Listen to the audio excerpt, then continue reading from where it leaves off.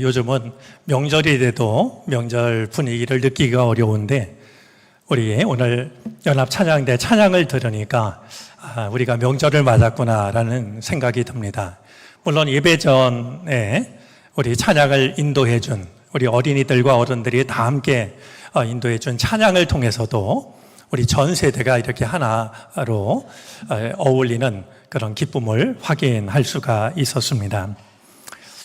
더도 말고 덜도 말고 한가위만 같아라 했던 추석 명절을 맞이했습니다. 정말 환하게 빛나는 보름달과 같은, 그리고 어디 한 구석 이지러짐이 없는 그런 완전하신 하나님의 은총과 사랑이 명절을 맞는 우리들의 가정마다 함께 하시기를 바랍니다. 자기가 태어난 곳으로 돌아오는 것을 회귀 본능이라고 부르는데, 이 회귀 본능을 가지고 있는 것은 연어만이 아니다라고 여겨집니다. 우리 사람도 크게 다르지 않아서 때가 되면 고향을 그리워하고 고향을 찾아갑니다. 아마 지금 이 시간에도 우리 적지 않은 교우들이 고향을 찾아가서 그곳에서 모처럼 고향교회 예배당을 찾아서 혹은 영상으로 예배를 같이 드리고 있지 않을까 생각을 합니다. 또 이 명절을 맞아서 마음의 고향인 정릉을 찾아와서 함께 예배를 드리는 교우들도 있을 줄로 합니다. 또 우리 영상으로 잠깐 보았습니다만 우리 창립 70주년 기념 행사로 이어지고 있는 루터를 만나다 우리 청년 11명 그리고 인도자 2명 모두 13명이 독일에 잘 도착을 했고, 루터가 라틴어 성경을 독일어 성경으로 번역을 했던 바르크 브루트 성, 그리고 95개 조항의 반박문을 내붙였던 비텐베르그를 거쳐서 이제 체코의 프라하에 도착했다라는 소식을 들었습니다. 아마 그곳에서 루터보다 약 100여 년 전에 불살라지는 그런 위협 앞에서도 끝까지 신앙을 지켰던 종교개혁자 얀 후스를 만나게 될 터이고, 오늘 주일을 맞아서는 이제 시차가 좀 있지만요, 주일을 맞아서는 우리 프라하에 있는 한 한국인 교회를 방문해서 예배를 드릴 예정입니다. 우리가 이렇게 떨어져 있지만 동일하신 하나님의 은혜가 함께 할 수 있도록 더욱 마음을 모아 기도했으면 좋겠습니다. 우리가 매주일 예배를 드리지만 얼마든지 다른 곳에 있기가 더 쉬웠을 우리들이 한자리에 모였습니다. 예배를 드리는 우리들의 마음이 더 간절하기를 바라고, 우리들의 예배를 받으시는 하나님의 은총도 여느 때와는 달리 우리 삶의 모든 구석구석을 채워주시기를 바랍니다. 오늘 전세대 연합 예배를 드리는데요, 우리 먼저 좀 인사를 나누었으면 좋겠습니다. 여러분들 옆에 혹시 부모님이 계시다라고 하면 고맙습니다, 건강하세요, 우리 서로 한번 인사를 나눴으면 좋겠습니다. 우리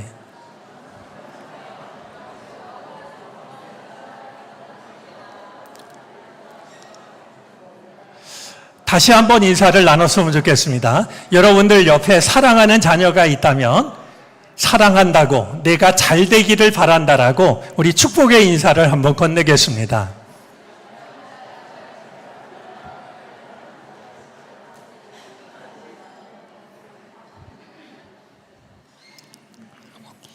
혹시 내 곁에 아는 사람이 따로 없다라고 하면 우리 서로 다시 한번 좋은 명절 보내기 바랍니다. 서로 한번 인사하겠습니다.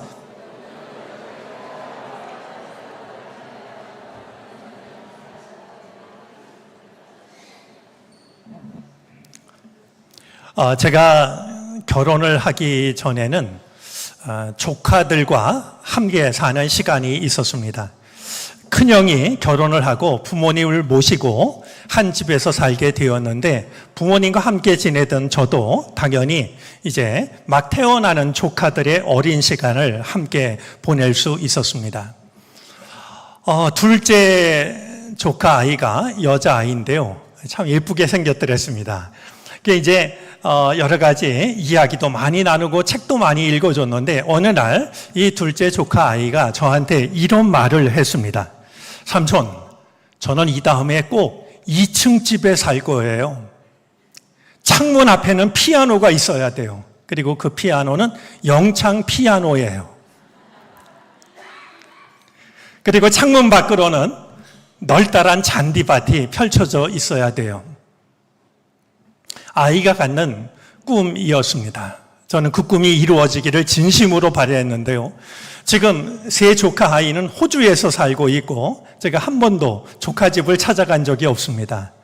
과연 어릴 적 조카의 꿈이 어떻게 이루어졌는지 확인할 수는 없지만 그들이 하나님을 향한 믿음 안에서 행복한 삶을 살았으면 하는 마음은 지금도 변함이 없습니다. 여러분이 어릴 적에 가졌던 꿈은 무엇이었을지요?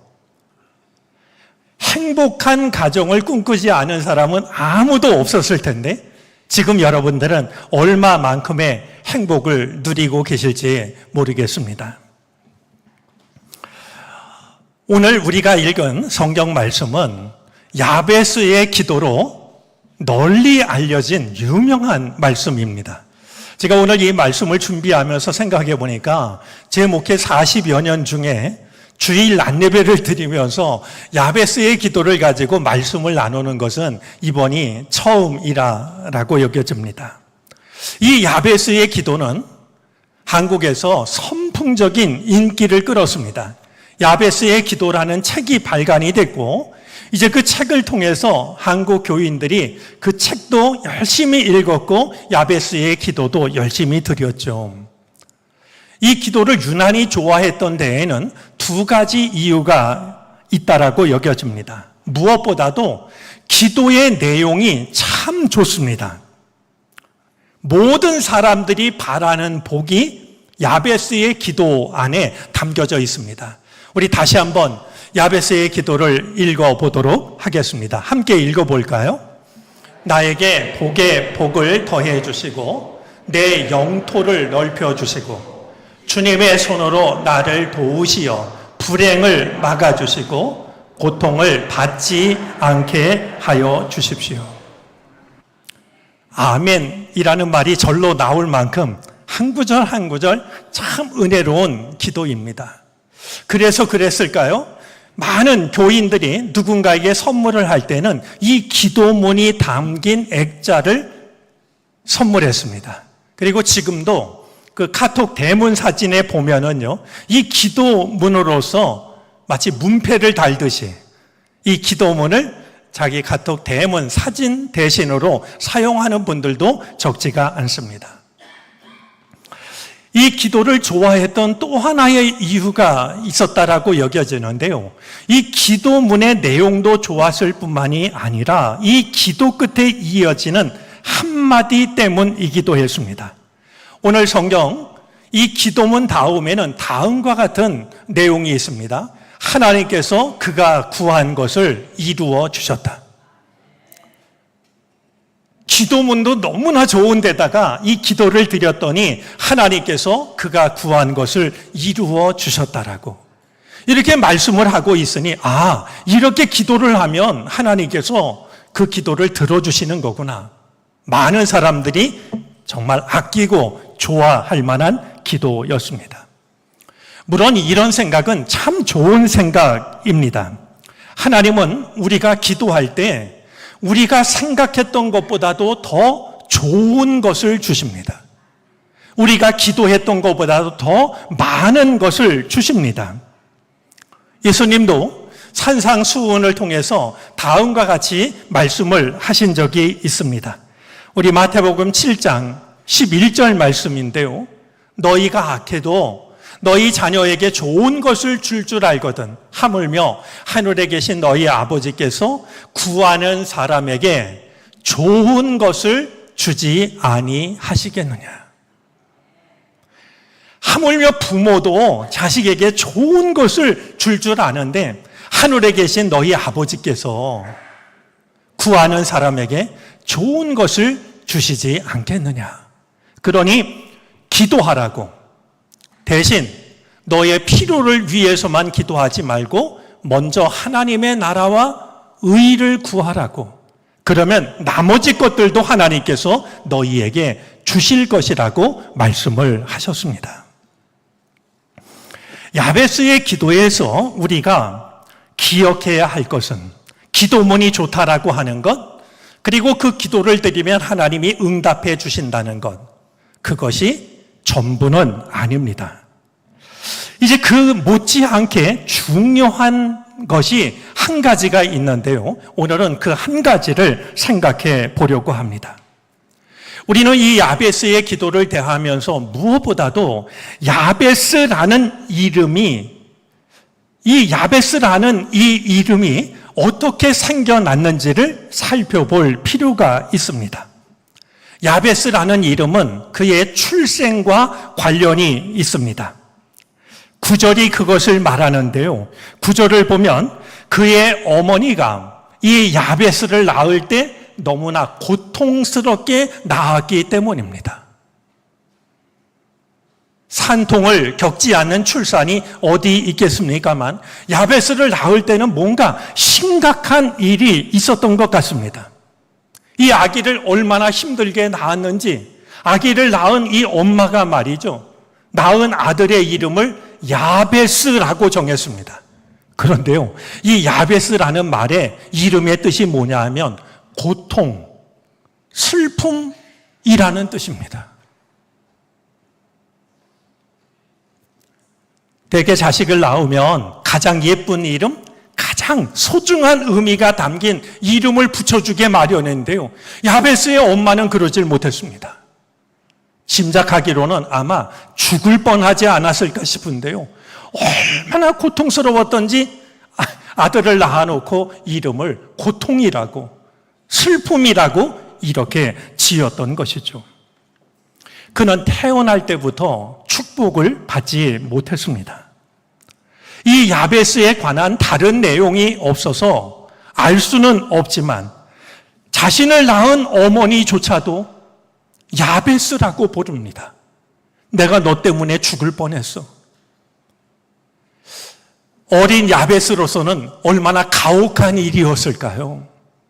얼마든지 사랑스러운 이름으로 부를 수도 있는데 날 낳은 어머니까지도 너는 고통의 근원이야. 너는 나를 슬프게 하는 자야. 그렇게 야베스라고 불렀으니 이것이 어린 야베스에겐 얼마나 힘들었을까 짐작할 수가 있습니다.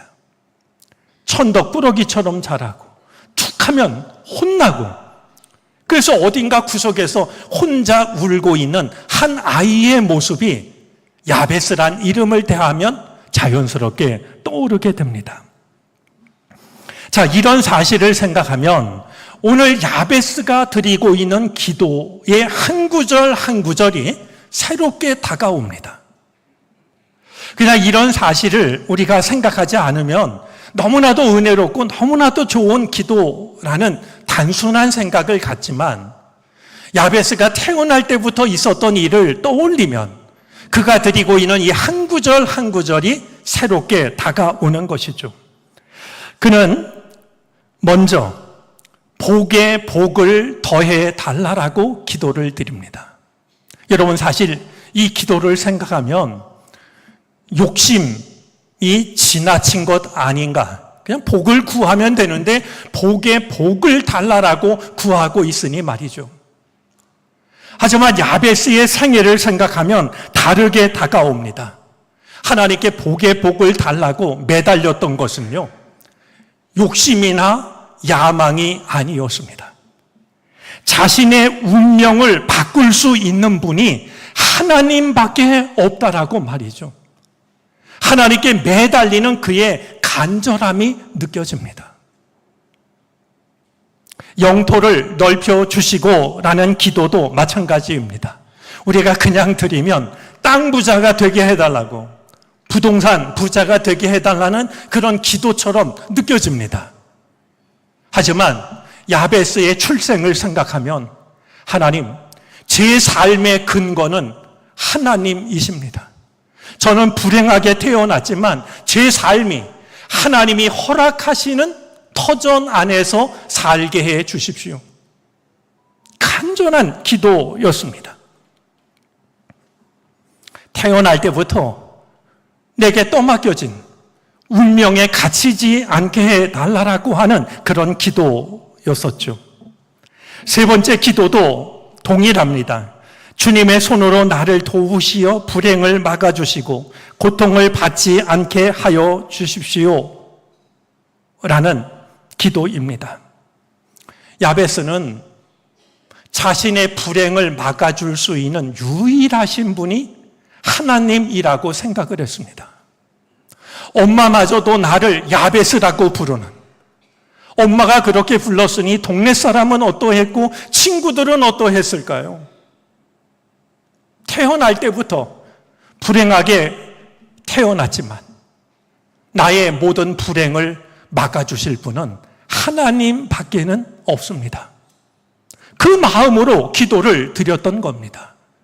우리 성경에서 주님의 손이라는 이 말은 하나님의 능력과 하나님의 보호하심을 상징합니다. 하나님만이 나를 보호하실 수 있고 하나님만이 나를 지켜주실 수 있다라고 그는 하나님을 향한 믿음을 가지고 살아갔던 것이었습니다. 생각해보면 어릴 적 고향에서는 우리 두레박을 내려서 물을 길어 올렸습니다. 우물이 깊을수록 어둠이 짙을수록 더 맑고 시원한 물을 길어 올렸죠. 야베스의 기도가 그러합니다. 평안할 때 이 기도를 드렸던 것이 아니라 태어날 때부터 고통과 불행과 슬픔이 운명처럼 주어져 있었던 그가 그럼에도 불구하고 이와 같이 기도를 드렸기 때문에 그의 기도는 다른 이들이 드린 기도와는 달리 훨씬 더 간절하고 절박하게 우리에게 다가오는 것입니다. 생각해보면 우리에게도 야베스의 아픔이 있습니다. 모두가 행복한 가정을, 행복한 인생을 꿈꾸지만 그것을 방해하는 일들이 있습니다. 결코 내가 선택한 것은 아닌데 내게 주어진 고통이 있고 슬픔이 있습니다. 행복을 가로막는 일들은 얼마든지 찾아옵니다. 우리를 불행에 빠뜨리는 일들도 생각하지 못한 순간에 찾아오고는 합니다. 어린 조카가 원했던 2층짜리 집, 피아노 옆에 영창 피아노가 있는, 그리고 창밖으론 넓은 잔디밭이 펼쳐지는 그런 행복은 아무에게나 당연한 듯이 찾아오는 것이 아닙니다. 야베스의 기도는 우리에게 단순히 좋은 기도문 하나를 일러주는 데 있지 않습니다. 오히려 묵직한 메시지 하나를 전해줍니다. 고통과 슬픔이 운명처럼 주어져 있다 할지라도 그것을 이겨내라라고 우리에게 권면합니다. 당신이 선택하지 않았지만 당신을 지배하고 있는 그 고통, 그 슬픔, 그것을 운명처럼 받아들이지 말고 하나님께 기도하라고. 그래서 야베스처럼 그것을 이겨내라라고 우리에게 말씀하고 있는 것입니다. 야베스의 기도를 들으신 하나님께서는 그가 기도한 것을 응답해 주셨습니다. 우리에게도 같은 은혜를 허락해 주실 줄로 압니다. 나를 힘들게 하고 나를 고통스럽게 하고 나를 슬픔에 빠뜨리는 일이 있다 할지라도 그것을 운명처럼 너무 쉽게 받아들이지 마시고 야베스의 기도를 함께 드릴 수 있게 되기를 바랍니다. 그때 하나님께서는, 야베스를 건지신 하나님께서는 우리도 건져 주실 것입니다. 슬픔과 고통에 길들여지지 마시기를 바랍니다. 무엇보다 슬픔과 고통을 운명처럼 받아들이는 일이 없게 되기를 바랍니다. 기도로, 믿음으로 그것을 이겨내시기를 바랍니다. 그런 믿음을 가짐으로 여러분의 인생이, 여러분의 가정이 정말 보름달처럼 온 누리를 밝히는 이 추석, 이 기쁨을 주신 하나님께서 우리들의 가정, 우리들의 인생에도 야베스에게 허락해 주셨던 이 놀라운 은혜를 허락해 주시기를 바랍니다. 기도하겠습니다.